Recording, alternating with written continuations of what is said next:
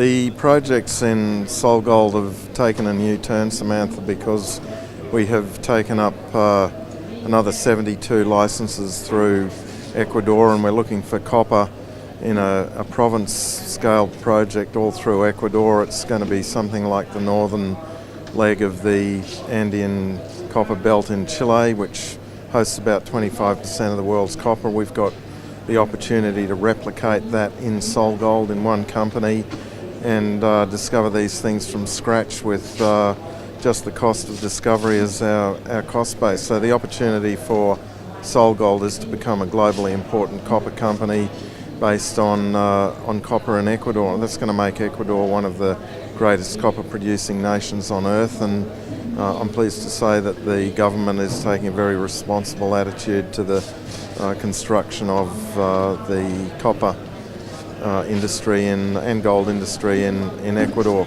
From a specific project point of view, we've just discovered a new project at the Santa Cruz project in southern Ecuador, and we're getting ready for our maiden resource statement at the Alpala project in northern Ecuador and the Cascabel concession. Well, I'm only referred to as the man of the moment because we've seen the incredible increase in the market capitalisation of SolGold from about $40 million a little over a year ago to now slightly over £500 million sterling.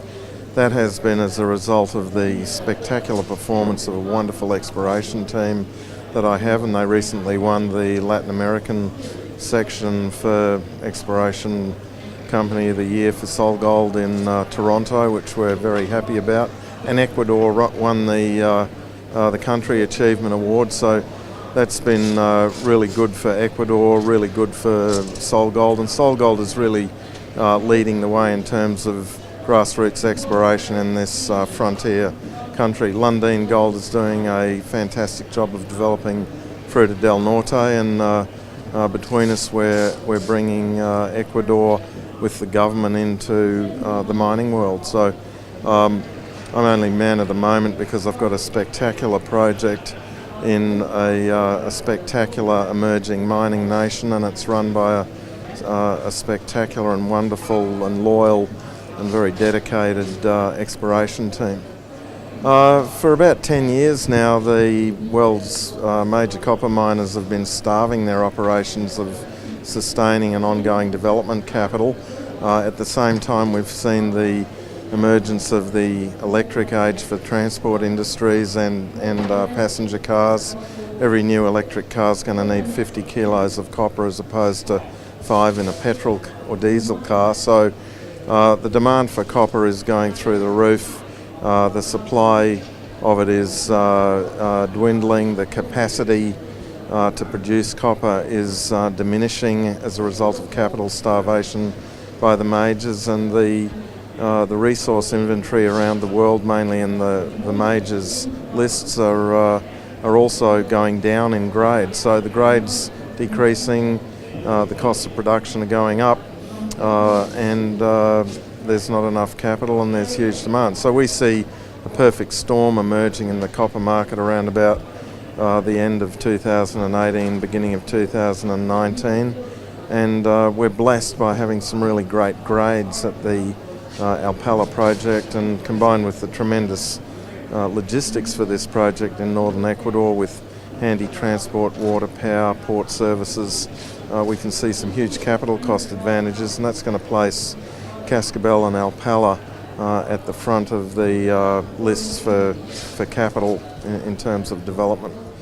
For the industry, there's going to be a huge amount of capital thrown at copper exploration around the world, but it's a little bit late. We're still going to go through supply-demand imbalance, and I'm happy to say that SolGold recognised this many years ago, 3.5, 4 years ago, when we started in this very exciting part of the Andean copper belt and started focusing on Alpala and Cascabel, and then right across Ecuador. We saw that coming, and we should be hopefully getting to feasibility around about the end of 2019, right in the heat of a raging inferno copper market.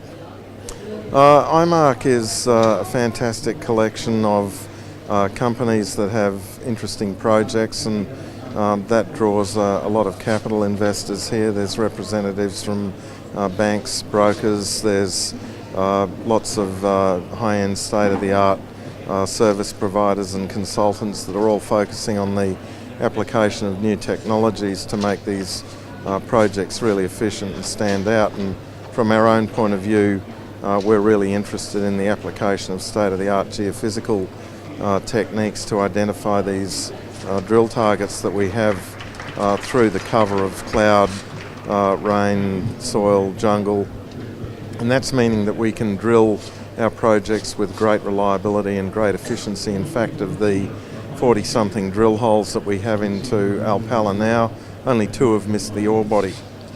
And that's a function of a really detailed appreciation and understanding of porphyry models, and that comes very significantly from the advancement in geophysical techniques and the three-dimensional subsurface models that we use to outline these targets. So these things are becoming like MRI scans before surgery, and the drill holes are the scalpel. So we're well in front of where they used to do it 20 or 30 years ago by poking a hole in and hoping.